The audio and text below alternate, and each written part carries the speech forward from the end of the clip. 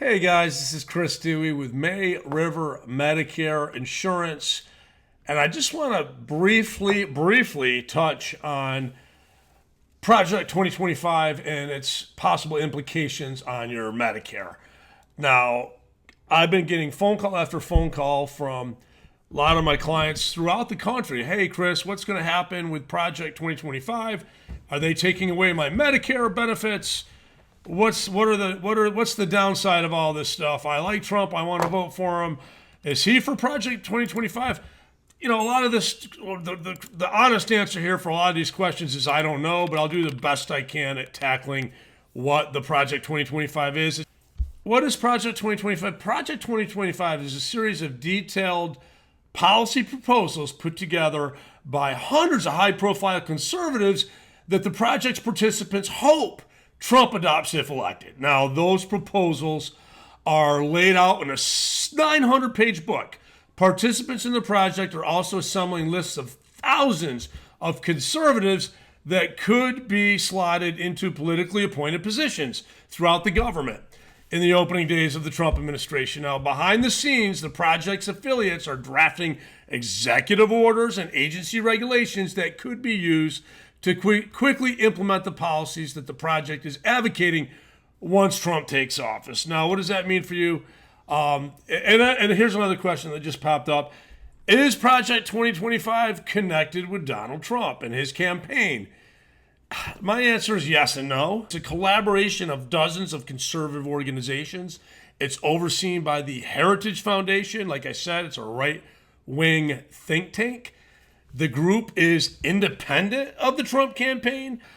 I'll leave that to you guys to determine if that's true or false. In practice, many of Trump's closest policy advisors and those likely to take high-ranking positions in his administration are indeed heavily involved in Project 2025. So what is it all about? Now, initially I started reading this. You guys can read it right here. What are their goals? There's 4 goals and principles that they want to change for Medicare. First is increase Medicare beneficiaries' control of their health care. I'm all for that. Patients are best positioned to determine the value of healthcare services working with their healthcare providers. They also benefit from increased choice. I'm all for increased choice for hospitals and doctors and insurance plan.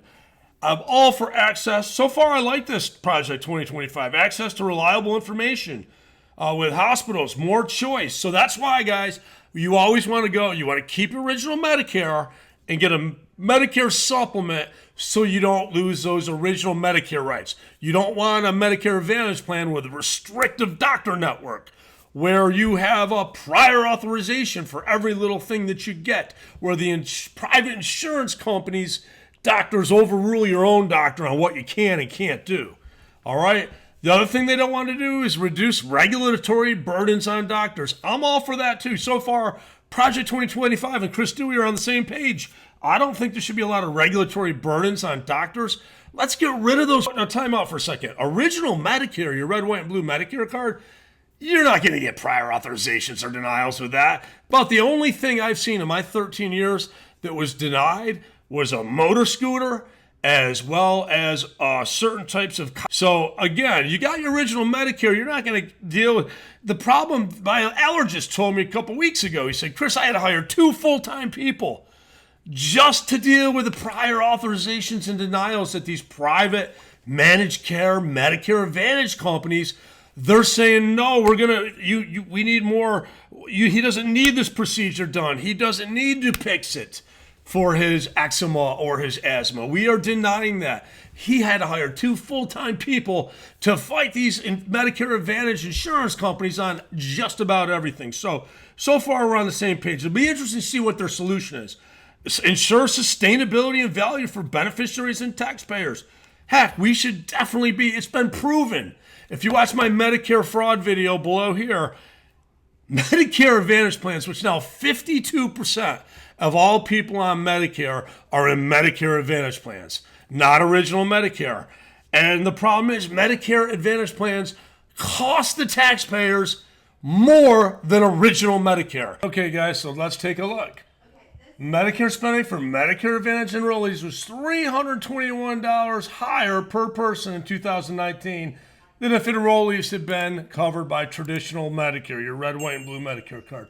Medicare Advantage spending you just looked at.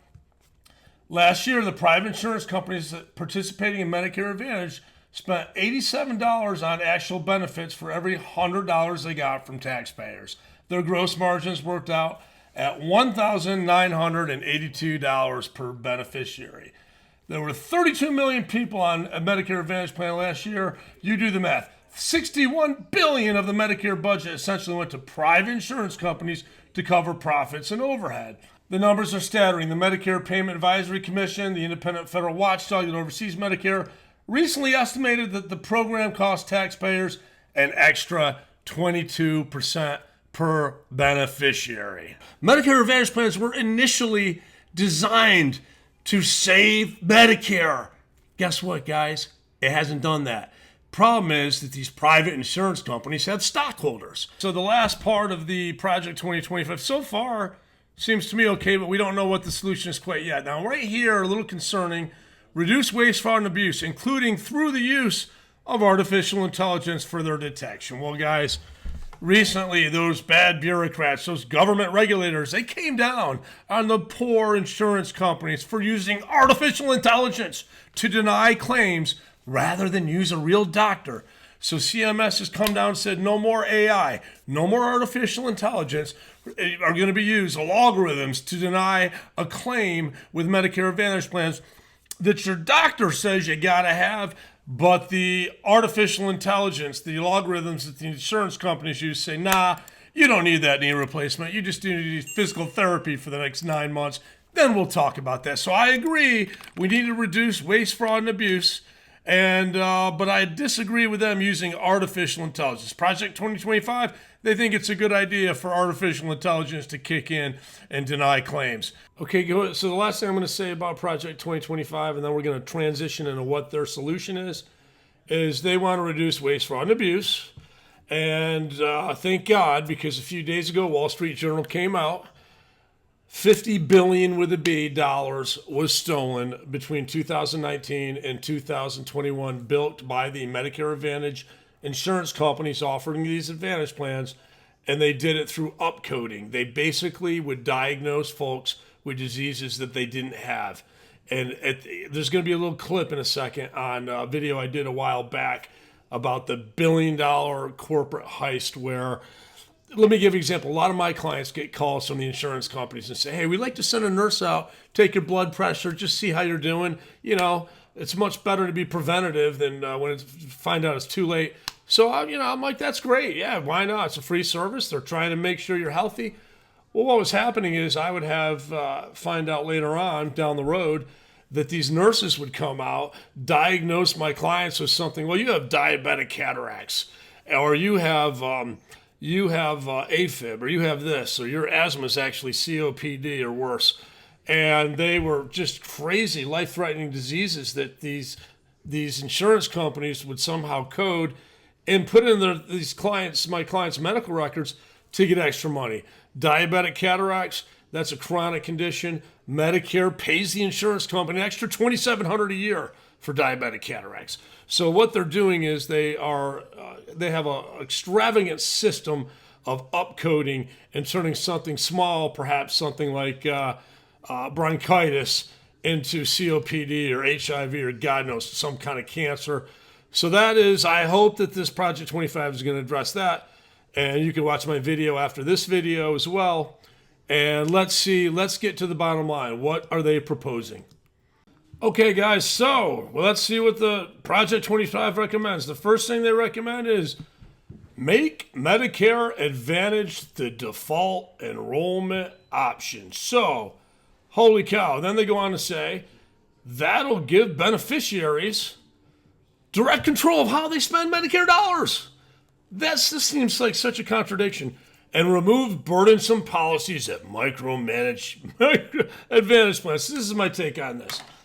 What this Project 25 wants to do is when you enroll, when you turn 65 and you go on Medicare, they want you to automatically go straight into a Medicare Advantage plan run by a private insurance company that on July 11th, another one after the other, it seems like every month, announcement came out that these insurance companies indeed stole $50 billion with a B dollars of our taxpayer money, and on misdiagnoses, upcoding, taking something like a cold, turning it into COPD, sending nurses having to die. And the amazing thing is, in the Wall Street Journal article, a lot of the providers of these people, Medicare Advantage folks that are on these plans, they didn't even realize they weren't the ones who diagnosed this.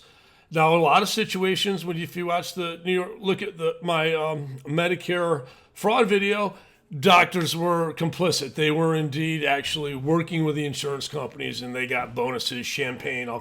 That will save a lot of money on Medicare Advantage commercials. You don't even have to hire Joe Namath or Martha or all these people on TV that you see convincing you to get a Medicare Advantage plan. It's going to save them a lot of money because you're automatically going to be enrolled in a private managed care program. So you don't even have the option.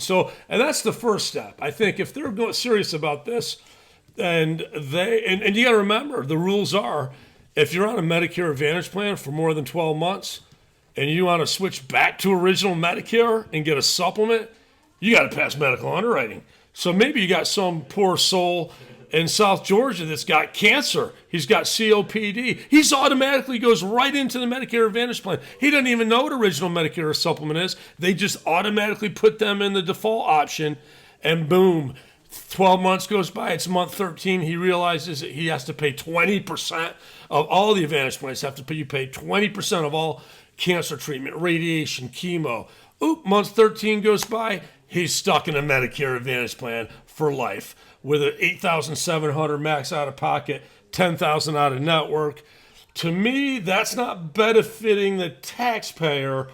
That's corporate socialism. That's having our taxpayers go to the government, and then the government disperses that money to gigantic insurance companies, and it subsidizes their profit margin. Just my opinion. Remove burdensome policies that micromanage Medicare Advantage plans. Sure, that would be great for the insurance companies. Okay, guys, so remove burdensome policies that micromanage. I think these private insurance companies need to be micromanaged. If you let them just run loose, run amok, run wild, we've seen just hundreds of billions of dollars have been ciphered from taxpayer money into profit margins for companies like Humana, United Healthcare, Aetna, you name it, Centene. So down here, they say replace the bureaucratic-driven fee-for-service system with value-based payments to empower patients to find the care that best serves their needs. So what they're referring to, original Medicare, your red, white, and blue Medicare card, the program that is costs 22% less per person than a Medicare Advantage, which they want to make the default enrollment option. So what they're saying is, let's replace original Medicare with something that's going to empower. That it's not going to empower you. I got a feel it's going to empower the CEO of Humana and the guys making $50 million a year. It'll empower them for sure. This is the opinion section of this. I just can't get over what this reads. So down here, okay. And the last thing, we're going to conclude with this.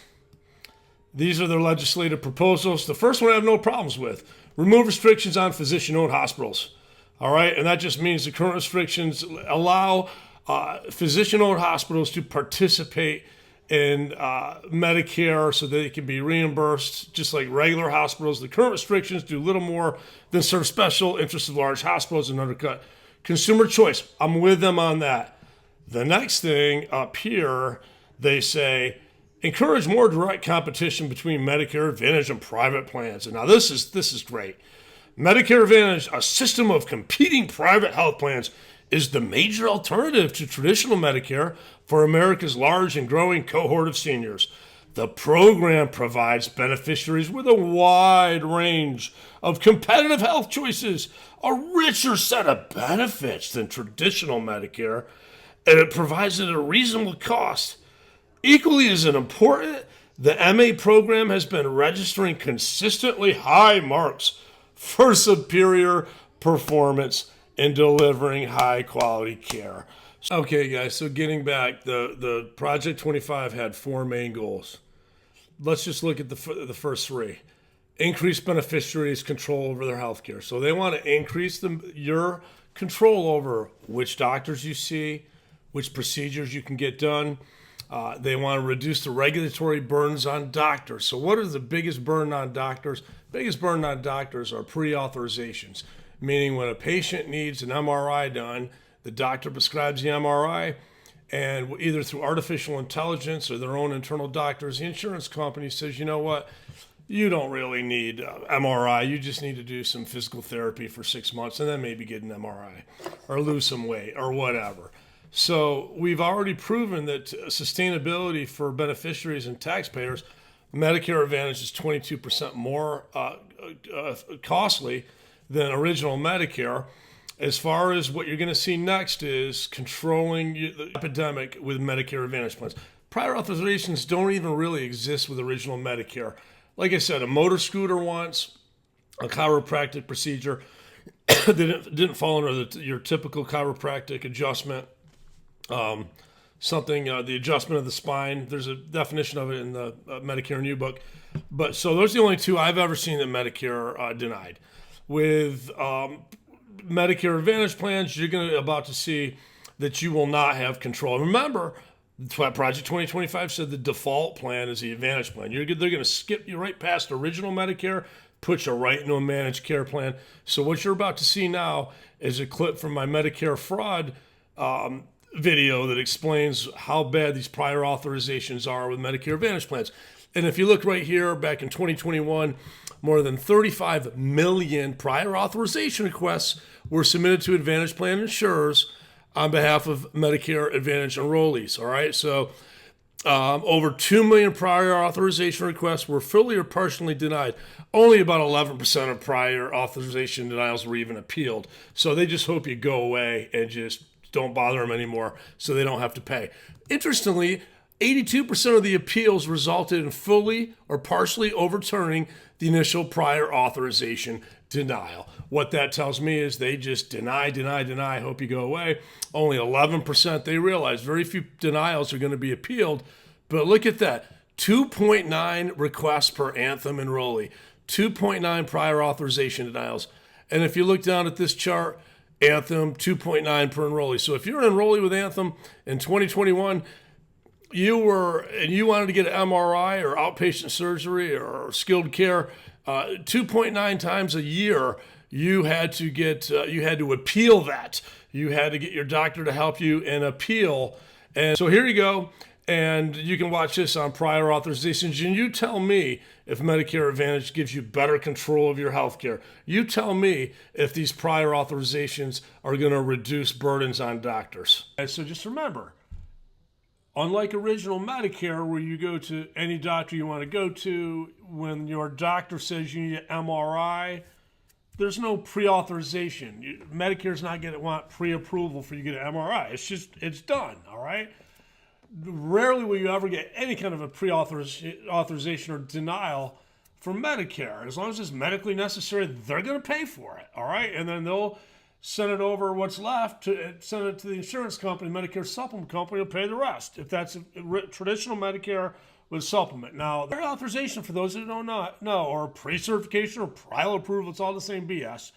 It's a cost control process by which doctors and other healthcare providers must obtain advanced approval from a health plan before a service is delivered to the patient to qualify for payment coverage, to get paid. All right? So, New York Times article here real quick. Federal investigators say there's troubling evidence that plans are delaying or even preventing Medicare beneficiaries from getting medically necessary care. And what they did, they looked at tens of millions of denials that are issued each year for both authorizations and reimbursements. So authorizations is, hey, I know that you've been in the hospital for 2 weeks, and I know you think you need skilled care because you can't go home because you had a stroke, and you think you need speech therapy and physical therapy, but we got to get a pre-authorization for that, and a lot of that's the expensive things that they love, denying care and making sure you get the pre-authorization. I've had gone through. I could tell you some nightmare stories about my clients that had strokes that needed to go from the hospital to skilled care to get physical therapy and speech therapy, and the whole pre-authorization process, the denial, the appeal. People die every year because of that. That's the Advantage plan, not the original Medicare, okay? So when people say Medicare Advantage is Medicare, I'm sorry. I can't, I don't buy it. It's not, all right? So if we keep going, based on its findings, 13% of the pre-authorization, the requests that the plan wanted that were denied, 13% of these pre-authorization request denials would have been covered under original traditional Medicare. But here's the thing. Original Medicare has, hey, if it's medically necessary, we're going to pay for it. They have their own set of rules, all right? But Medicare Advantage plans decide, well, we'll abide by those rules, but we have our own internal rules. You know what those internal rules are? Well, we're getting $1,100 on Johnny, and he needs MRI, outpatient surgery, and then he's going to have physical therapy. They're going to have pre-authorizations for all that, and it's going to make life hard for you, all right? So 18% of payments were denied. So Medicare Advantage, 18% of payments were denied despite meeting Medicare coverage rules. That means your doctor said, hey, I got to do this outpatient surgery. Mr. Jones, we got to get it done.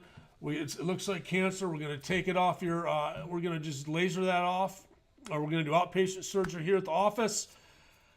Gets the surgery done, and then when he bills the Humana or United Healthcare or CVS, whoever, 18% of the time they deny the payment. All right, they deny it, and they basically so Medicare estimated 1.5 million payments back in 2019 were denied. Plans, and then in some cases plans ignored the pre-authorizations that were already filled out and other documentation. They just ignored it so they wouldn't have to pay. All right, these denials may delay or even prevent Medicare Advantage from getting the care they need. Okay, guys, so you can go. I'm going to have a link underneath here. It's the Office of Inspector General, Advantage Plan Organization Denials of Prior Authorization Requests Raise Concerns. And this is the study that they did. I already told you most of it, but if you want to dig into the details, 13% of prior authorization denials were for service requests that met the Medicare coverage rules, likely preventing or delaying medically necessary care for Medicare Advantage beneficiaries. People die from this, and people give up from this. Medicare Advantage organizations denied prior authorization requests for services that were medically necessary by applying their own clinical criteria above and beyond Medicare's rules. So that's the big problem right there. They're taking the Medicare Advantage, they're taking their clinical criteria that are not contained in Medicare coverage rules.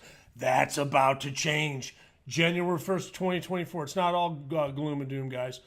So, and they just talk about MRI issues where they wanted them to get x-rays or they wouldn't pay for it. Ambulatory devices. They give examples of every little thing here. Prior authorization requests for medically necessary services. So Advantage plans denied prior authorization requests for medically necessary services when providers did not respond to requests for unnecessary documentation. 18% of payment denials were for claims that met Medicare coverage rules and Medicare Advantage billing rules. So what happens? They get delayed. Services that providers already delivered, the doctors don't get paid. That just log jams everything. Medicare Advantage denied payments to providers because of human error. A lot of human error. All right. Inaccurate claims process. But really the big ones are imaging. These are the big ones. Imaging, stay in post-acute facilities. You go to the hospital, have a stroke. They're like, you're too healthy to go to skilled care. You go home.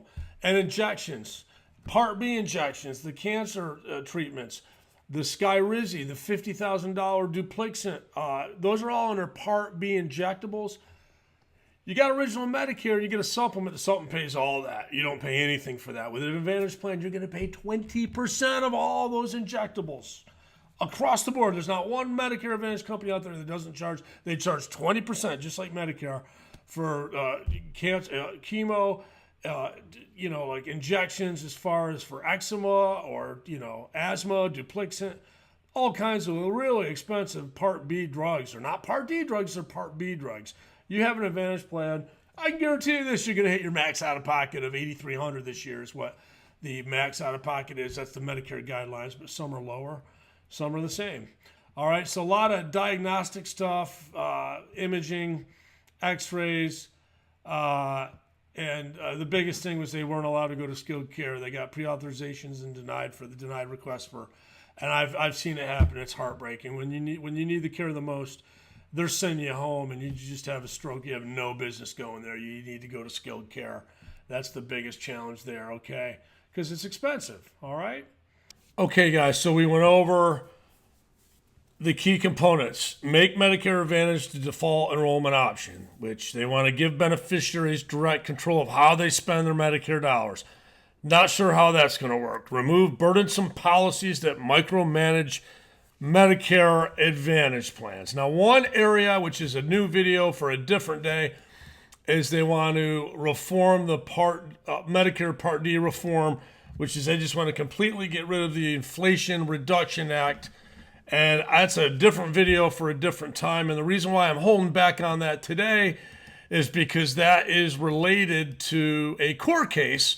The Supreme Court just overruled the Chevron doctrine, and that's going to affect a lot of the components of the Inflation Reduction Act because, just real quick, and I'll read it out to you, that case held, that was in 1984, held that when any kind of regulation is unclear, let's say for the Environmental Protection Agency or Big Pharma or Medicare regulations, if there's something nebulous, if there's a regulation that's unclear, it's right up until recently, it was up to the federal agencies, not the courts, to interpret and implement it. So, which kind of makes sense because unlike courts, federal agencies are staffed with doctors, experts, scientists, pharmacists, researchers, engineers, experts in their field that they're regulating. But now the Supreme Court just recently reversed that, and that ruling is going to curtail the power of federal agencies like CMS, Medicare. It's in favor of the courts. So the courts will now give their own interpretation of ambiguous laws to a federal judge, stripping federal agencies of the key role of interpreting and implementing our nation's laws. So this decision has far-reaching effects across the country, from environmental regulation to healthcare costs. If non-expert courts become the sole interpreters of the laws, a single plaintiff, say that plaintiff is Pfizer, a big pharma company, or Humana, or United Healthcare, they can now seek out a single activist judge carefully selected by the plaintiffs. They could invalidate all the regulations of the federal agencies charged with protecting the public. So on the bright side, my advice, I used to be a financial planner, I would consider buying big pharma, Pfizer, Humana, ARP, United Healthcare, because these companies can shop for judges. So it's kind of we're in a unique situation right now, guys, and I'm not going to go through all you got to know about the Inflation Reduction Act. The big thing as far as Medicare goes next year, for those of you on expensive drugs like eliquis, Xarelto, Ozempic, Mounjaro, all those drugs are very expensive, especially when you hit the donut hole, the coverage gap. So what's going to happen next year is if once you spend $2,000 out of your own pocket, you're done paying for drugs for the rest of the year. But again, that Chevron doctrine has been overruled.